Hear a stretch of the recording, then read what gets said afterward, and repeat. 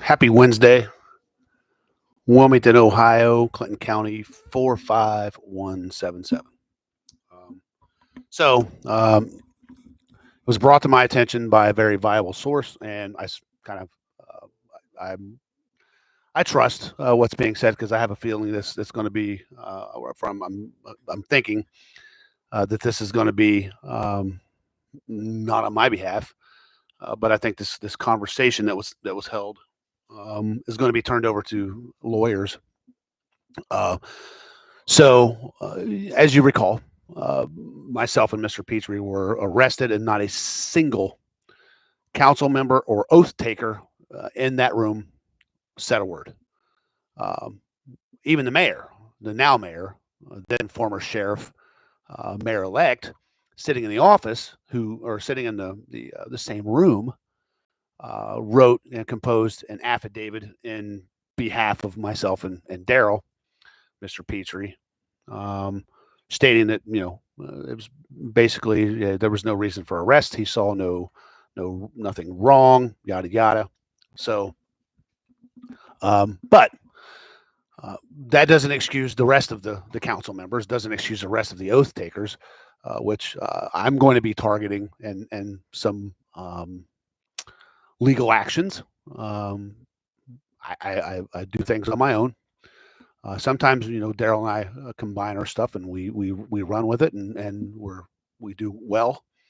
Um, but he already put in paper the individuals that he was filing citizens affidavits against.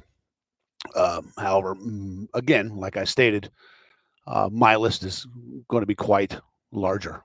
Um, I have a theory. If you hold your hand up and you swear an oath to uphold the Constitution, you're going to get reminded one day just how powerful that is. Okay, you don't do that, blindly not knowing your responsibilities. With doing that, you have a responsibility to know exactly what you're doing. You know, or if you question it, then you take a pause and you go find out and you realize or figure out that hey, uh, you know, correct yourself or correct whatever the situation is. But regardless, I think everybody in that room knew what happened that evening um, was highly illegal. In fact, we know it was planned now. So, and with that said, we have now a former council member, now Wilmington City School Board member, um, flying off at the mouth, stating that myself and Mr. Petrie hate judges and hate police officers. Well, I think everybody knows that's untrue. Uh, but take a look at that gentleman's crowd, and then you'll understand why. You know, but when he makes such a broad statement, that borders that's a problem. That's an absolute problem because he's trying to make us look like something that we're not, like some type of anarchist or some shit like that. And let me assure you, I don't know if that man ever served his country, this country that he's been blessed to live in and possibly born in. I don't know, but I did, and I did it with honor. And to date, I've kept my oath, sir. How about you? So I did write a response. I put it in the form of a Facebook post. Feel free to go and check it out. It's in Citizens Arrest. It's in Jane's group, Wilmington Crime Concerns, and I think it serves its purpose. And I ask you, Mr. Lierman, right here, you want to come on my podcast and you and I have a conversation? I welcome that any day of the week. You name the time, we'll set it up. I'm mobile, but it's going to be a neutral ground for sure. Uh, so anyway, here it is.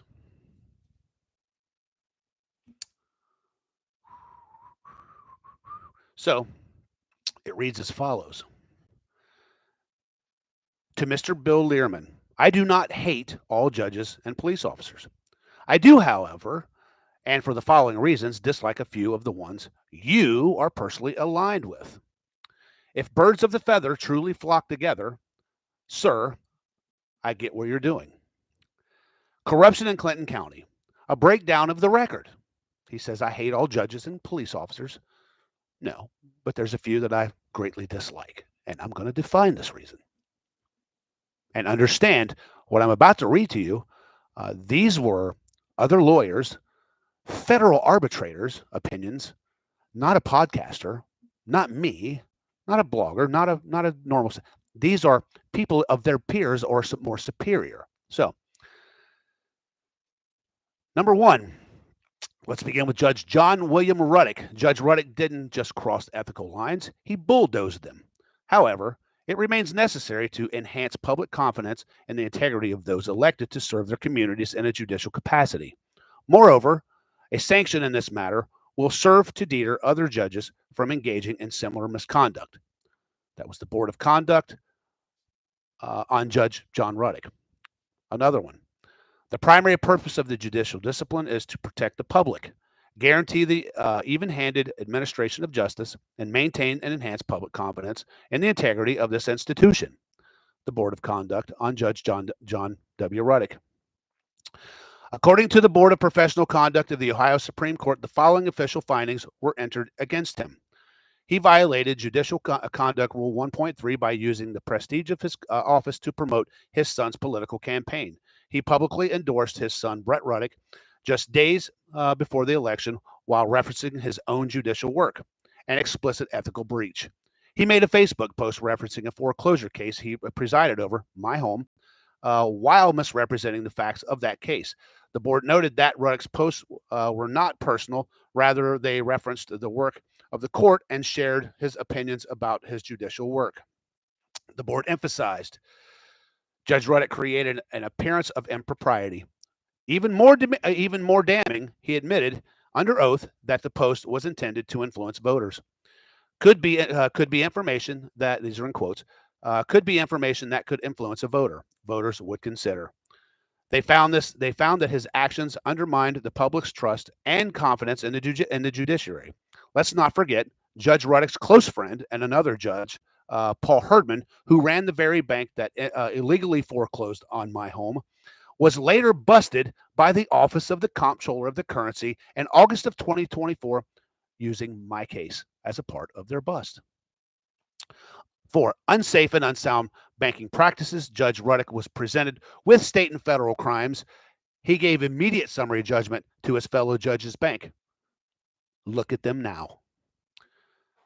They go on to say the following about Judge Ruddick, paragraph 55 in their disciplinary findings. The panel finds the following aggravated factors: refusal to acknowledge the wrongful nature of his misconduct, dishonest or selfish motive, and committed multiple offenses. So yes, he lied about my home, shielded his corrupt allies, and exploited his robe for politics. Number two, Shady Scheidecker.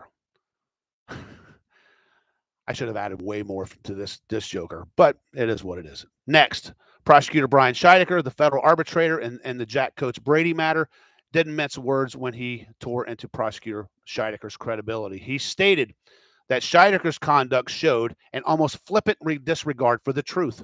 He emphasized that Scheidecker's version of events lacks credibility. He concluded that a referral for possible criminal conduct is not out of the question. These statements weren't made by a blogger or any other angry citizen.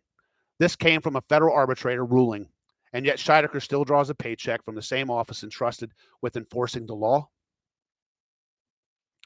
That's not justice. That's institutional rot. Number three, Judge Andrew McCoy, stellar performer. And the death of Casey Pitzer, Judge Andrew McCoy was caught on video admitting he never reviewed the full records surrounding suspicious death of Casey Pitzer. Despite multiple failed polygraphs, disturbing evidence, and calls for prosecution. And yet, he unilaterally decided not to file charges. Why? Who was he protecting? What was he afraid of? And who would be uncovered?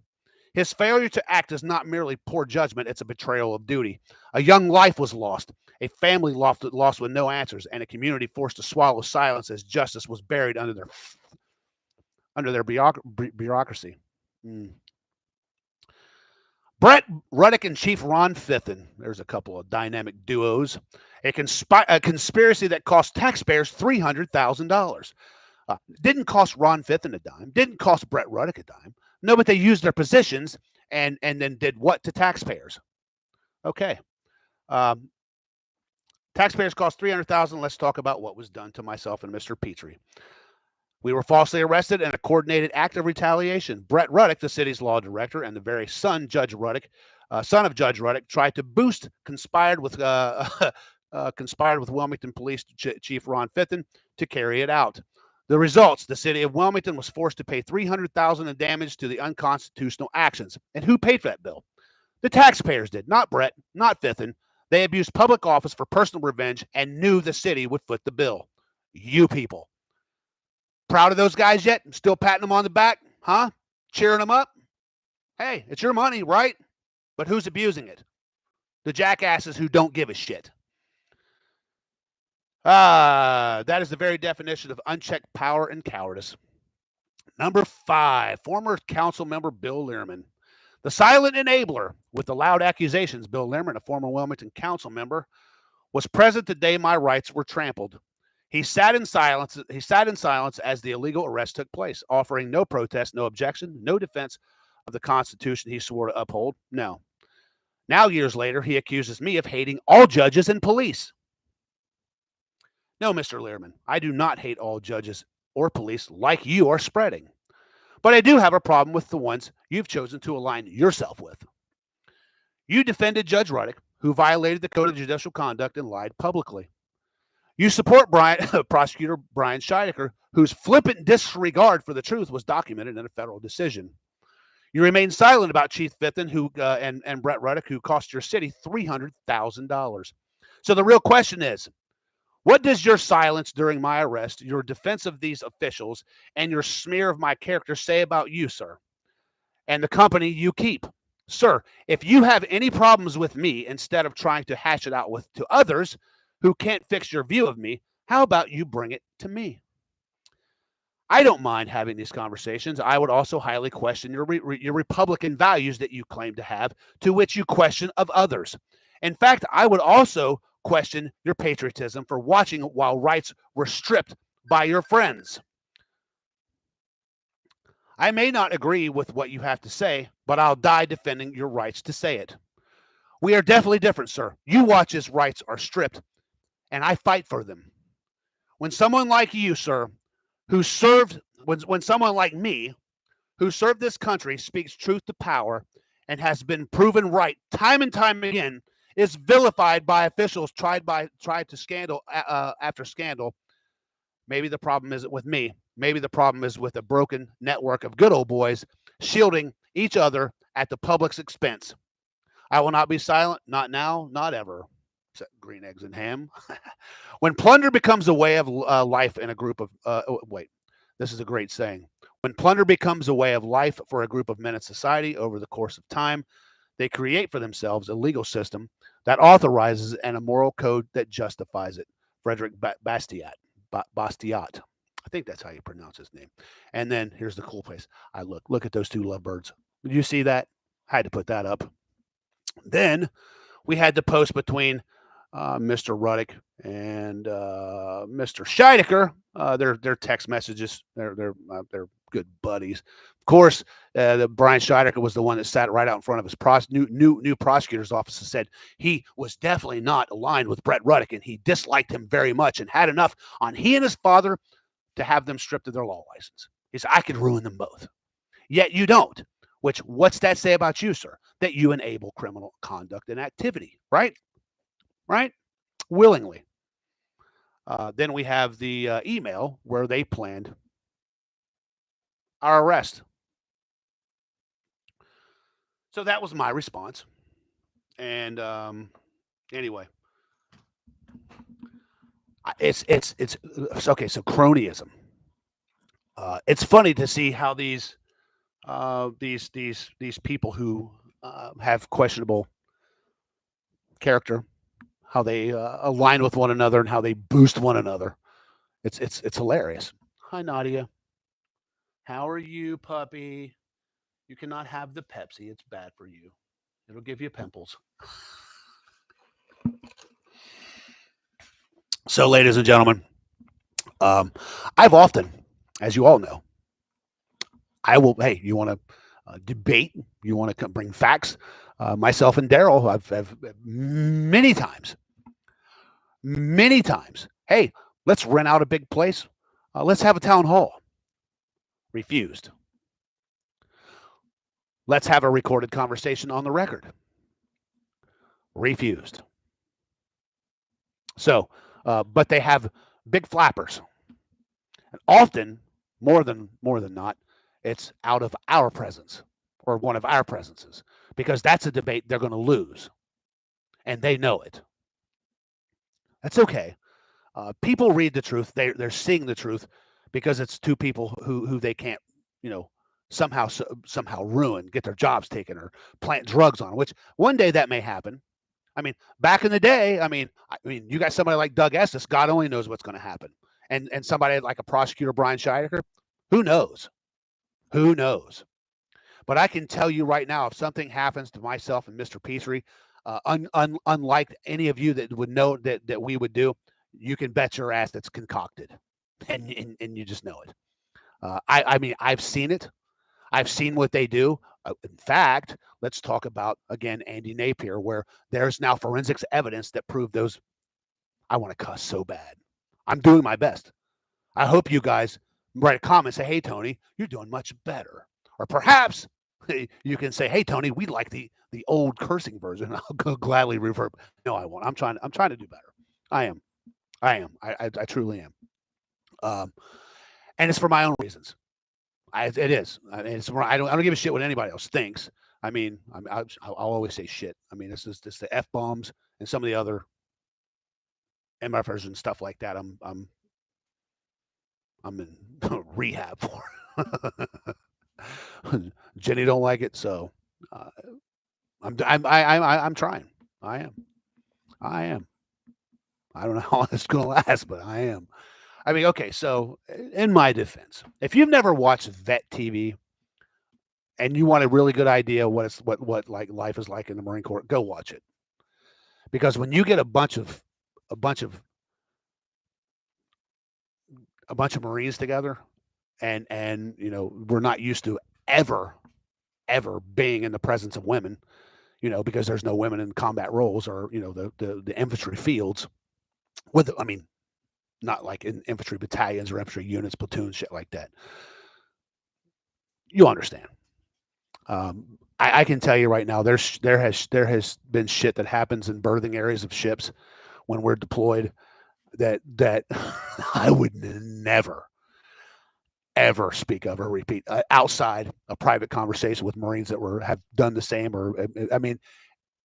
But you know what? That's how we cope. That's how we live. So again, there's a lot of times, a lot of people think that and I don't give a shit what anybody says. If you think all branches are like the Marine Corps, you're totally gone. You're not right in the head, because they're nothing alike. The Marine Corps is cult-like. That's just a fact. That is a band of brothers like you will never understand.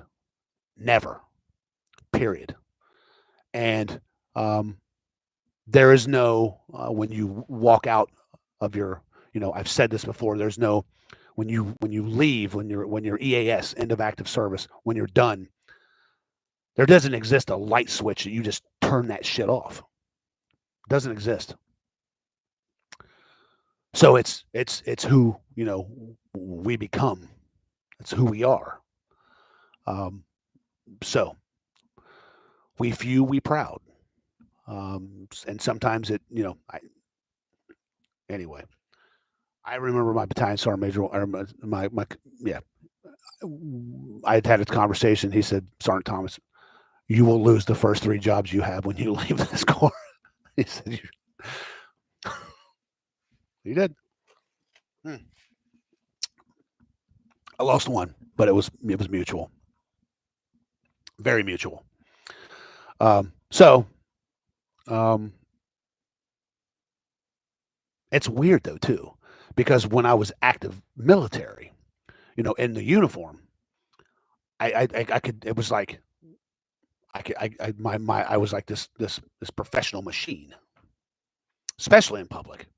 It was just like I knew that I was the epitome of the armed forces. I was. Listen, guys, I don't give a shit what any of you say. Who guards the president? United States Marines. Who's at the front door? United States Marines.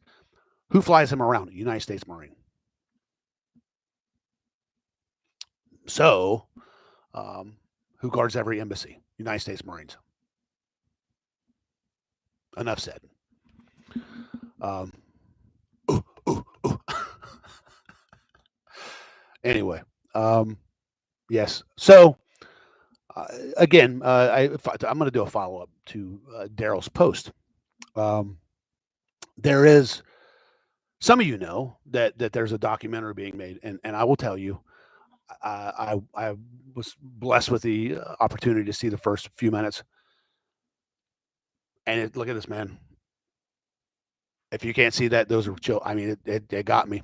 And look, it got me. I mean, I would tell you to stand the f by. I would. Um, I believe this is going to be the exposure that is much needed, and on a greater scale, and on a grander scale, and maybe it'll draw attention to other communities. To listen, guys, we, the people, we are the um, masters of our fate. There's more of us than there is them. Always remember that. We are in charge. They are our employees. They're not the boss. We are. We are. And I think sometimes these titles sometimes go to these people's heads as if they're the boss. You are a servant. Officials are servants of the people. And but a lot of times, such as here in Wilmington, these people get get in these positions and they hire their close friends, cronyism, and they create themselves a justice system and a moral code that justifies what they do. Yeah, I mean, I don't think any of these people were.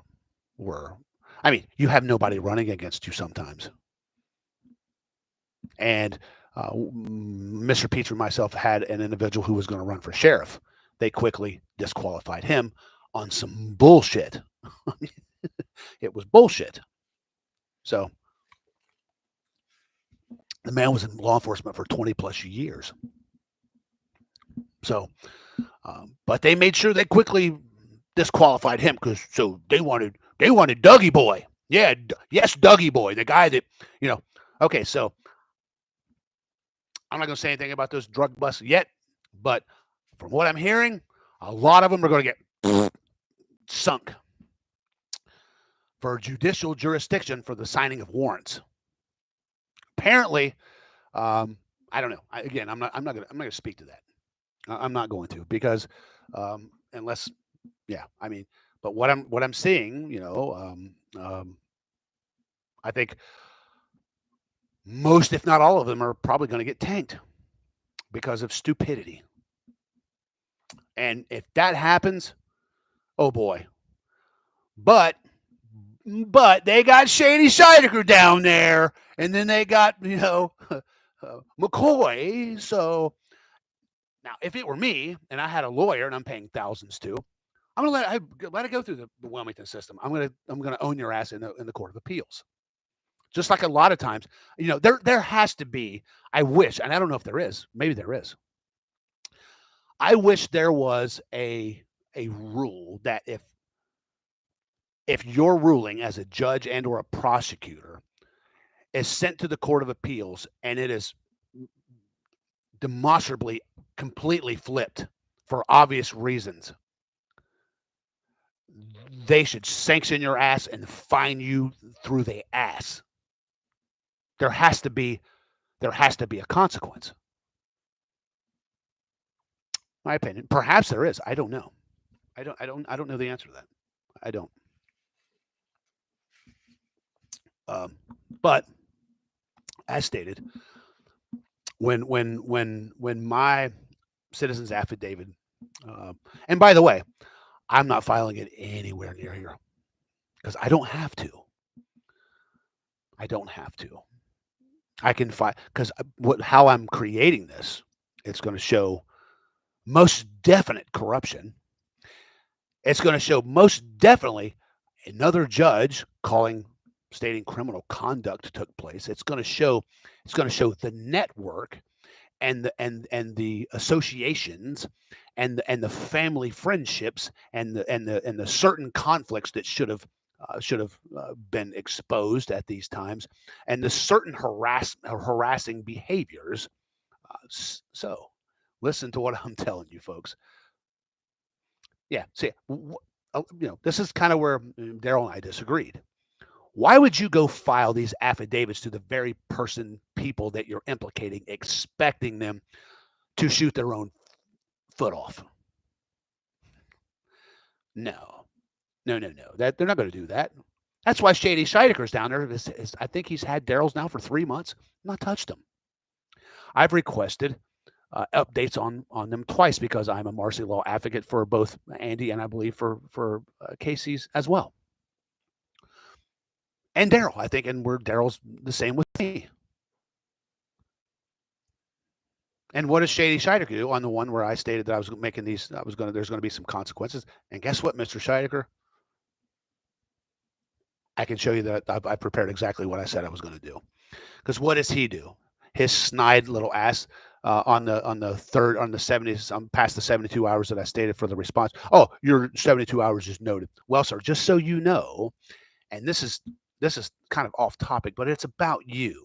When there's lawyers and other counties far away from here that know your name as being a very unethical and immoral human being. Listen, sir. Listen. Apparently, your reputation supersedes you. So, hey, it's just a matter of time. I mean, shitbags, they may thrive for a while. It's okay. But karma always comes to visit. Always. What goes around comes around twicefold. I think there's a Bible quote. I'm pretty sure. We'll see. But anyway, that's all I got for now. That's all I got. And once the documentary is released, I'm going to post it. And I'm going to tell you, if the rest of it is anything like the first couple of minutes that I saw, I'm going to tell you, I'm going to warn you now. Take some toilet paper. I mean, and for those of you who are sensitive to this, you're going to be crying. And for those of you who are implicated, you're going to be shitting. You're going to need that. Semper Fi, and God bless.